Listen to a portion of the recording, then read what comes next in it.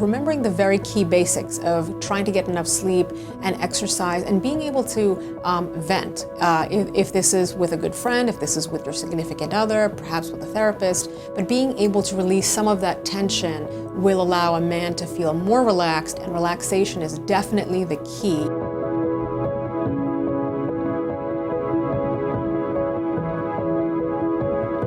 For men, sex drive is very much affected by stress. So if a man is feeling tired, worn down, fatigued, anxious, nervous, if there's a lot on his mind, he will likely not feel in the mood for sex. So it's really important for men to try to keep a handle on it to avoid it impacting the relationships. I often hear that men's partner complaining that I would wish that my spouse or my significant other was not so tense, didn't bring stuff at the office, home, and there definitely is a connection. So again, remembering the very key basics of trying to get enough sleep and exercise and being able to vent.